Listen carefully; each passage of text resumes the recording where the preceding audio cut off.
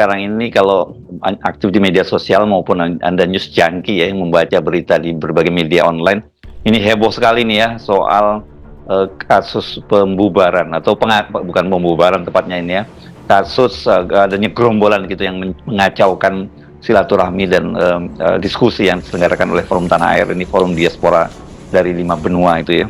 Dan ini sekarang tuntutan-tuntutan agar polisi itu mengusut tuntas dan kemudian menangkap para pelakunya ini muncul dari berbagai lembaga ya, Bung Rocky. Tapi juga ada yang melihat ini kok ada kesannya polisi seperti melakukan pembiaran ya terhadap aksi para gerombolan preman. Dan kalau itu betul terjadi, ini jadi soal yang serius ini, Bung Rocky.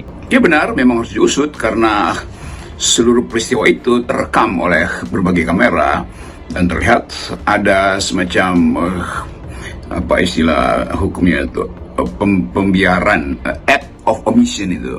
Jadi petugas keamanan membiarkan peristiwa itu terjadi. Itu artinya petugas keamanan tidak menjalankan tugasnya untuk mencegah, itu dasarnya itu. Jadi sekali lagi itu deliknya terbuka untuk diterapkan bahkan pada petugas keamanan karena dia dengan sengaja membiarkan itu terjadi. Dugaannya begitu sebab fungsi utamanya adalah mencegah, tetapi karena di dalam banyak kamera itu terlihat bahkan berpelukan itu. Jadi terbaca sebetulnya satu jalinan atau semacam relasi antara pelaku dan petugas. Itu yang kemudian dibaca oleh Setara Institut, dibaca oleh mereka yang ada di situ juga mulai mempertanyakan di mana ada perlindungan terhadap warga negara.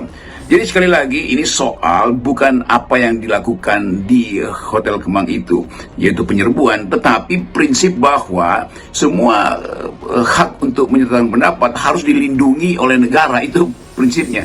Jadi kalau aparat keamanan tidak melindungi, artinya dia melanggar prinsip yang merupakan tugas dia tuh. Dan pelanggaran itu berarti membiarkan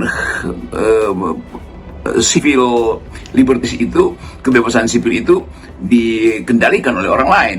Bahkan bukan sekedar dikendalikan, dihalangi oleh orang lain. Padahal dasar pertama dalam demokrasi adalah civil liberties, kebebasan sipil. Jadi tidak boleh sekali lagi ada perintah dari manapun yang memungkinkan civil liberties ini dibatalkan. Itu ngaco itu. Jadi sekali lagi kita ingin lihat bagaimana kepolisian ini memproses itu. Jadi harus diterangkan apakah ini pelakunya punya intensi otentik atau otonom, atau pelaku ini disuruh. Jadi itu yang mesti dijelaskan kan, supaya ada hal yang bisa kita pakai sebagai patokan. Oh kalau begitu oke. Kalau kita mau bikin diskusi, maka mari kita ajak dulu mereka yang akan mengacaukan untuk kita minta izin pada mereka, bukan pada pikiran, tapi pada mereka yang potensial untuk merusak diskusi. Jadi nanti akan ada daftar yang mesti kita buat, siapa yang ada di daerah sana, siapa yang potensial merusak.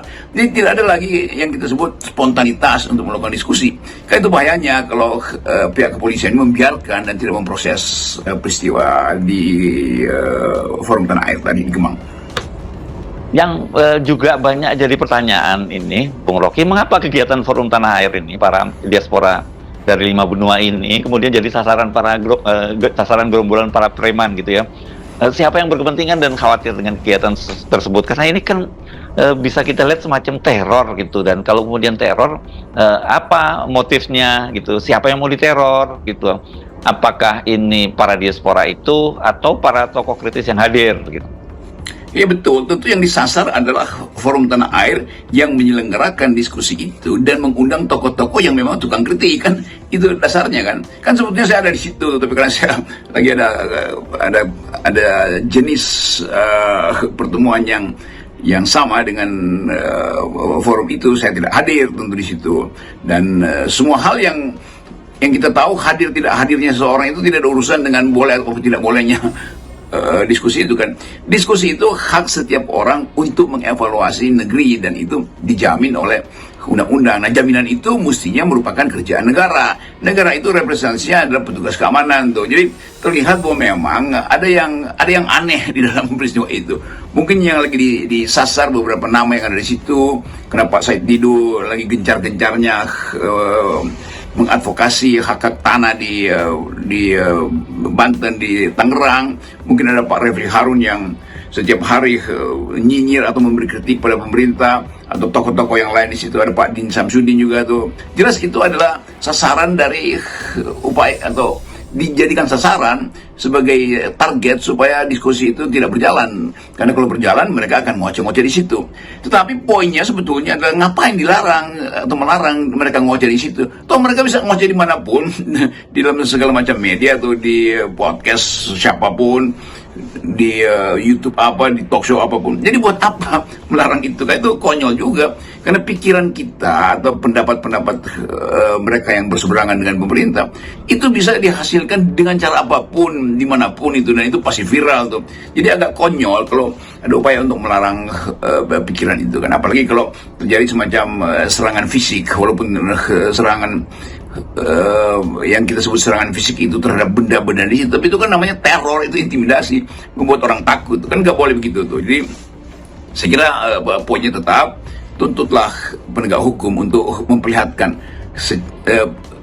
profesionalitas para penegak hukum ini dengan memulai proses verbal dan biasa aja kan, ikuti prosedur supaya publik mengetahui siapa yang melakukan itu, motifnya apa.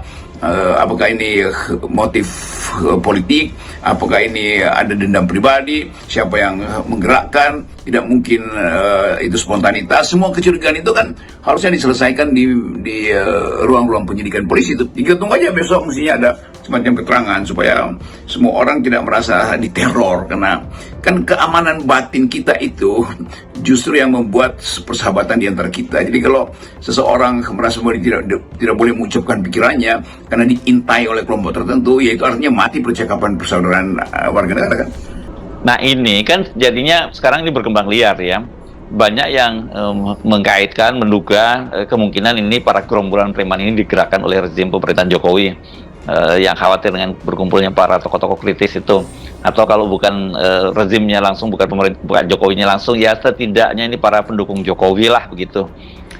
Jadi bayangkan, itu tidak mau mendengarkan hasil diskusi atau proses diskusi atau perdebatan diskusi, tetapi datang membubarkan, melarang. Kan belum diketahui apa hasilnya. Sangat mungkin juga bahwa Forum Tanah Air memuji-muji Jokowi itu. Nah itu nyesel akhirnya kan, karena sangat boleh jadi juga di dalam pembicaraan itu kan dibuka juga Zoom, ada yang menganggap bahwa Forum Tanah Air itu nggak bermutu karena terus-menerus memberi kritik. Mending kita kasih pujian, lalu Forum Tanah Air mengubah strateginya, oke, dikasih pujian di awal misalnya supaya yang lain nanti yang memberi kritik. Kan sebetulnya forum-forum semacam ini ya fungsinya cuma satu, itu mendialektisir percakapan politik, membuat percakapan politik itu diurai dengan akal pikiran kan. Hanya itu yang dikehendaki oleh Forum Tanah Air itu. Jadi sekali lagi, ini berita semacam ini nih udah sampai di Eropa, sampai di Amerika lagi nih.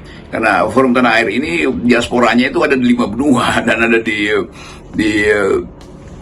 semua kota, ibu kota negara-negara yang ada mahasiswa Indonesia di situ. Pasti udah jadi viral tuh, dan kemungkinan bahwa negara-negara itu akan memberi nota kepada pemerintah Indonesia atau memberi nota pada lembaga-lembaga hak asasi manusia dunia termasuk PBB untuk menurunkan lagi indeks demokrasi kita. Nah itu pasti terjadi kan. Semua catatan yang ada hari ini itu direkam di dalam reportase dunia, lalu dibaca oleh Presiden bangsa-bangsa, lalu Komisi Hak Asasi Manusia diberi tugas lagi untuk mengukur rekor negatif dari pemerintah Indonesia. Jadi konyol kalau, apalagi kalau dia tidak dibuka atau tidak disidik, itu 2 kali kena kita tuh. Ada pelanggaran, itu satu dimensi untuk menurunkan indeks demokrasi kita, lalu tidak diproses, itu di dimensi lain lagi tuh. Jadi kita akan drop penghargaan publik internasional. Sementara Pak Prabowo tentu berupaya untuk memperlihatkan pada dunia bahwa Indonesia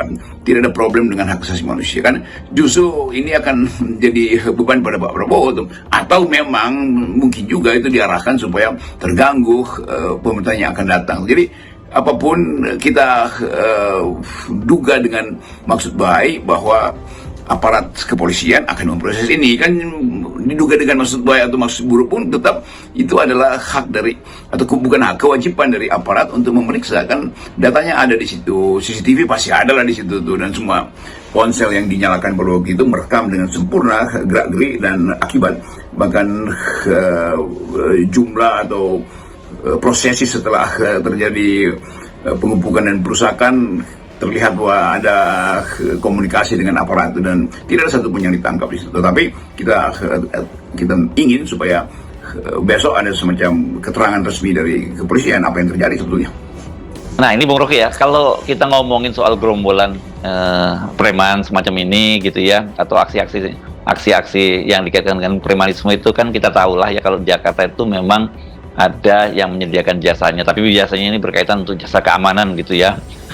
Dan kalau itu saya kira bukan urusan kita, tapi ketika ada kelompok-kelompok preman begini digunakan untuk membubarkan sebuah diskusi, saya kira itu yang jadi masalah, dan ini kemudian orang langsung mengaitkan dengan waduh ini demokrasi kita ini semakin menurun. Ini jadi ada yang menyebutkan bahwa di ujung masa jabatannya Pak Jokowi ada juga yang dimulai ini menjelang pemerintahnya Prabowo gitu.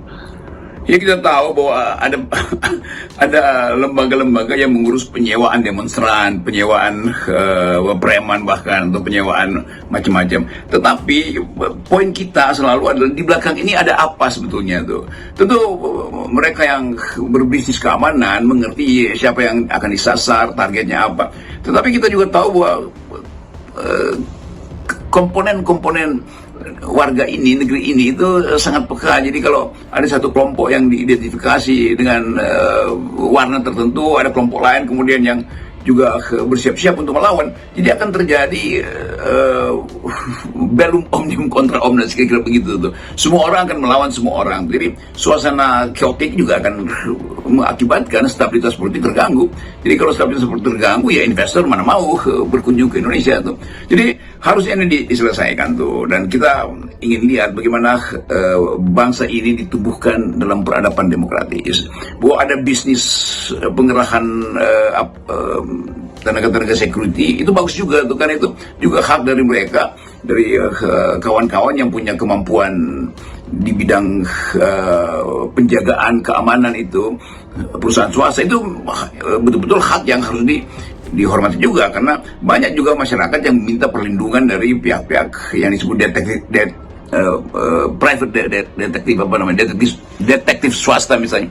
Kan itu pekerjaan juga tuh. Yang jadi masalah adalah kenapa satu forum pikiran itu, forum politik, forum diskusi politik dibubarkan dengan memanfaatkan kelompok yang mungkin dikenal sebagai sewaan, kan itu intinya kan. Jadi kita mesti tahu siapa yang menyewa dan apa yang diprovokasikan, supaya kita mengerti arah politik kita mau kemana sebetulnya kan. Kan sayang juga nanti ini teman-teman yang punya bisnis perlindungan, bisnis security itu kemudian jadi sasaran olok-olok itu. Kalian kenapa masih mau disewa oleh kekuasaan misalnya, padahal banyak hal yang bisa dilakukan secara bisnis murni yang bermutu. Jadi demi kepastian apa yang terjadi, siapa yang bermain di situ, motifnya apa, disewa oleh siapa, disuruh oleh siapa, diprovokasi oleh siapa, itu yang ingin kita tahu tuh. Karena negeri ini harus ditata dengan peradaban, yaitu peradaban bertengkar dengan pikiran, bukan bertengkar dengan tinju. Itu semacam kerendahan. Kita jadi rendah sebagai manusia kalau hal-hal yang menyangkut perbedaan itu diselesaikan di ruang diselesaikan dengan bertinju atau dengan pukul memukul. Itu nggak baik itu. Jadi tetap kita mau lihat bahwa demokrasi itu memang harus diasuh berdasarkan prinsip-prinsip pertengkaran di ruang publik. Nah, peristiwa di Forum Tanah Air itu memang forum untuk bertengkar secara akademis, secara konsep, bukan bertengkar secara fisik. Ya, itu saya kira hal yang mesti diluruskan. Jadi tetap kita tuntut kepolisian, ajukan keterangan apa yang terjadi sebetulnya di hotel Kemang itu, Grand Kemang itu, yang disewa oleh Forum Tanah Air untuk membuat